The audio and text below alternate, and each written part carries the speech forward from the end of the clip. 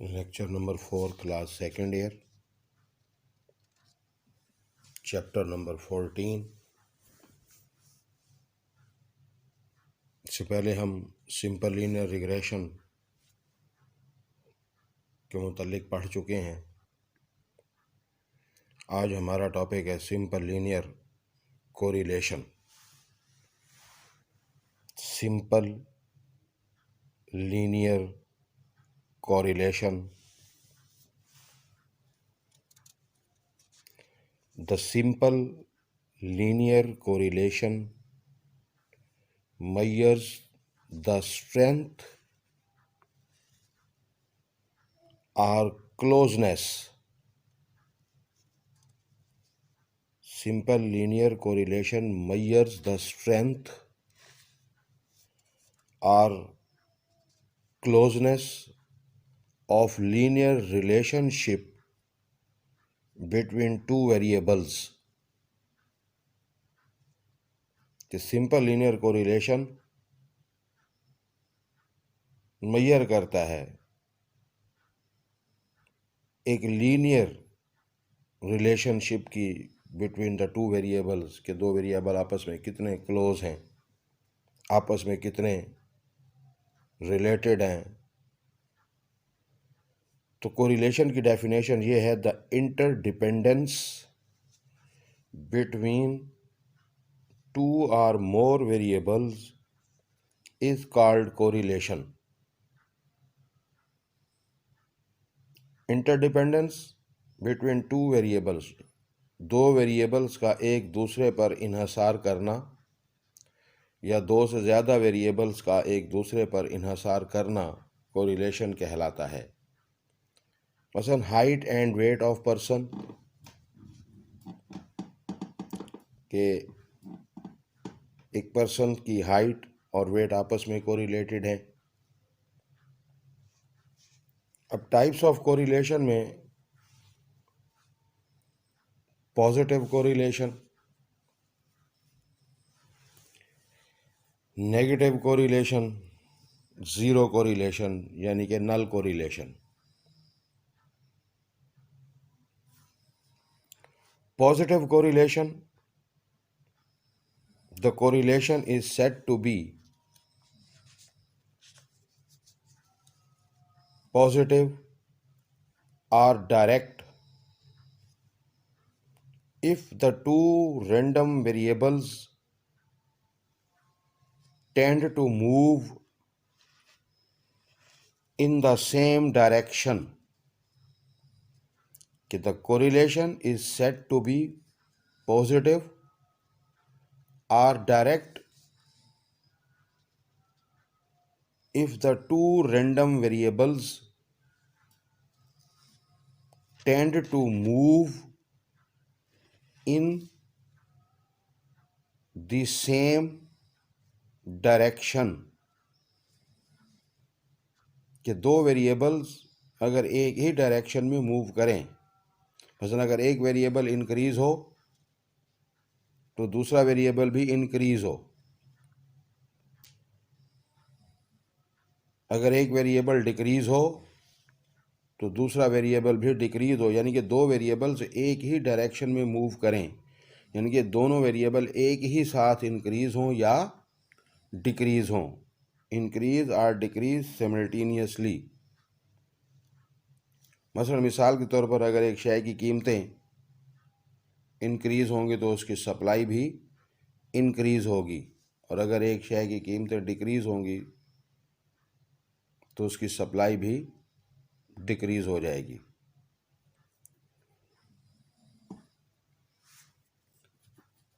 अब इसको डायग्राम में यूँ ज़ाहिर करते हैं, ये एक्स एक्सिस है, ये वाई एक्सिस है, ये एक्स और वाई के प्लॉटेड पॉइंट्स हैं जिन्हें हम स्कैटर डायग्राम कहते हैं।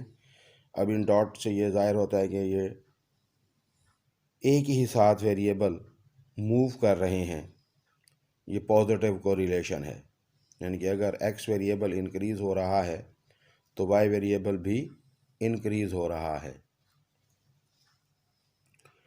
Negative correlation, the correlation is said to be negative और इनवर्स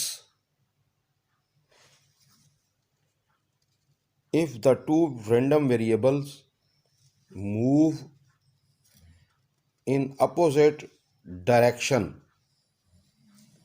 यानी कि एक वेरिएबल इंक्रीज होगा तो दूसरा डिक्रीज होगा, तो one increase as the other decrease. मसलन कीमतों के बढ़ने से डिमांड कम हो जाती है, कीमतों के कम होने से डिमांड बढ़ जाती है। ये नेगेटिव कोरिलेशन है।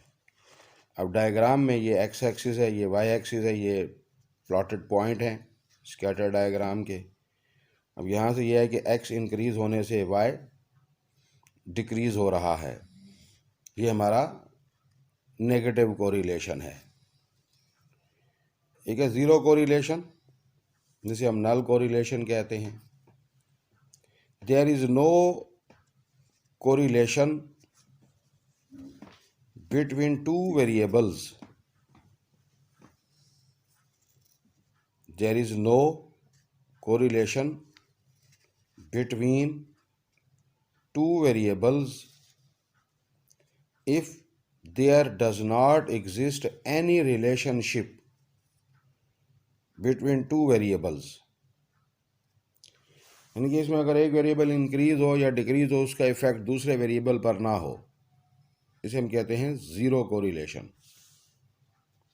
अब इसकी कोई डायरेक्शन वाज़ेह नहीं है, ना अपवर्ड ना डाउनवर्ड। या तो ये एक्स एक्सिस के हॉरिजेंटल होगा, यानी कि एक वेरिएबल इंक्रीज हो रहा है तो दूसरा सेम वही है, या फिर ये वाई एक्सिस के पैरेलल होगा या एक्स एक्सिस के पैरेलल होगा। अगर ये वाई एक्सिस के पैरेलल है तो इसका मतलब है कि एक्स की कीमतें अगर फिक्स हैं तो वाई की कीमतें इंक्रीज हो रही हैं। अगर ये एक्स एक्सिस के पैरेलल है तो इसका मतलब है कि एक्स की कीमतें इंक्रीज हो रही हैं, वाई की कीमतें फिक्स हैं। मसलन कीमतों के बढ़ने, गंदम की कीमतों के बढ़ने या कम होने से वेट पर कोई इफेक्ट नहीं होता, या वेट के बढ़ने से हेयर कलर पर कोई इफेक्ट नहीं होता, तो ये ज़ीरो कोरिलेशन है। उसके बाद हमारे पास आता है जी perfect positive correlation. The correlation is said to be perfect positive if the relationship between the two variables is perfectly linear with positive slope। यानी कि इसमें यह है कि विद पॉजिटिव स्लोप, ये देखिए ये पॉजिटिव स्लोप है और एक्स और वाई के जो पॉइंट्स हैं एक ही लाइन पर लाई कर रहे हैं with positive linear, perfectly linear with positive slope. मसलन इसमें अगर एक वेरिएबल की कीमतों के बढ़ने की शरह सेम है तो दूसरे वेरिएबल की कीमतों के इंक्रीज होने की शरह भी सेम रहेगी। ये परफेक्ट पॉजिटिव कोरिलेशन है। परफेक्ट नेगेटिव कोरिलेशन,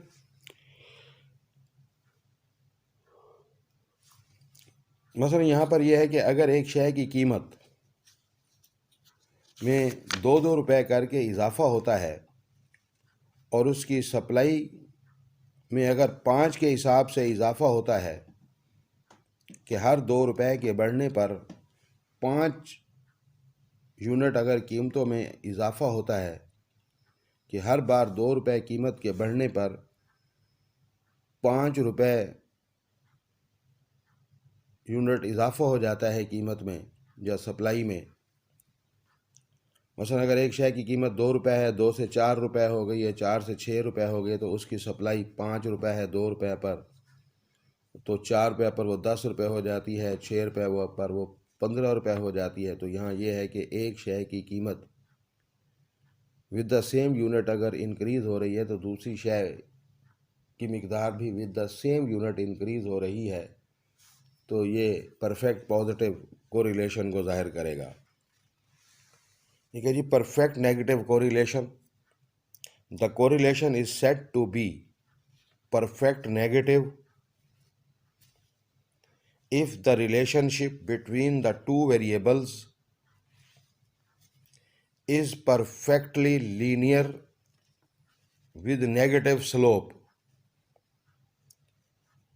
ये perfectly linear with negative slope है कि अगर एक वेरिएबल की कीमतें with the same ratio increase होंगी तो दूसरे वेरिएबल की कीमतें with the same ratio decrease हो जाएंगी। उसके बाद आ जाता है जी coefficient of correlation, a numerical measure of strength in the linear relationship between the two variables is called coefficient of correlation. It is denoted by R. It is also called Pearson product moment coefficient of correlation. ये एक numerical measurement है strength in the linear relationship between the two variables के दो variable आपस में कितने close हैं, उनकी क्लोजनेस को न्यूमेरिकली मेजर करना कोफिशिएंट ऑफ कोरिलेशन कहलाता है। Mathematical formulas for coefficient of correlation.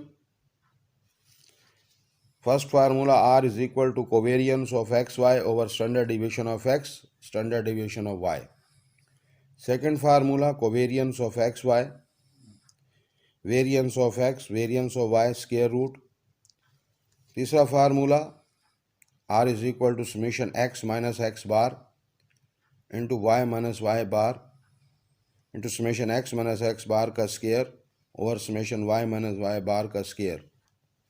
R is equal to summation xy minus n x bar y bar over sum of x square minus n x bar square into sum of y square minus n y bar का square और ये square root.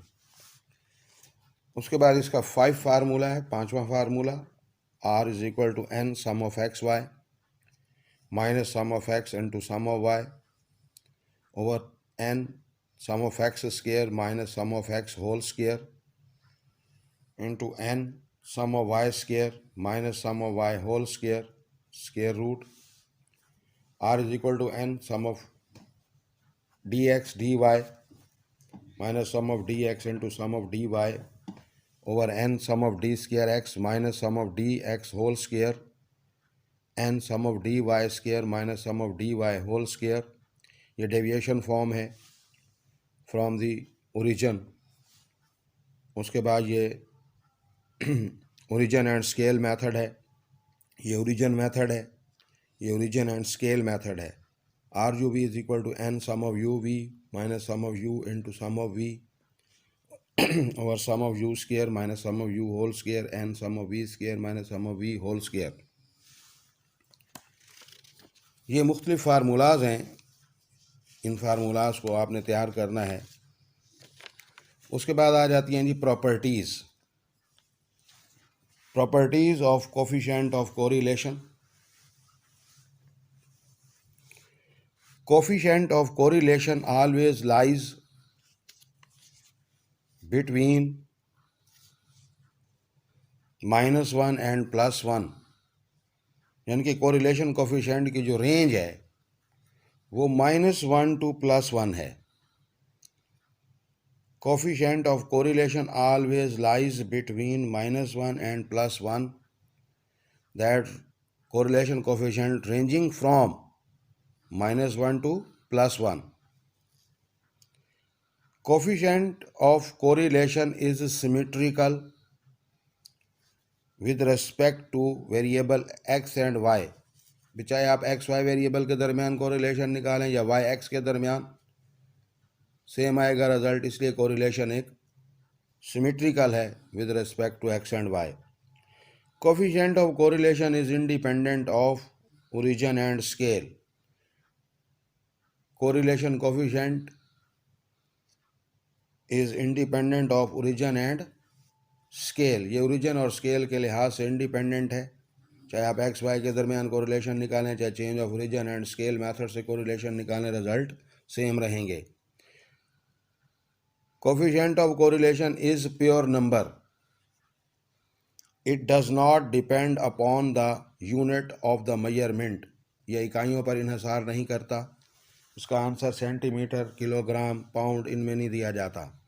तो इसलिए कहा गया coefficient of correlation is pure number, it does not depend upon the unit of measurement,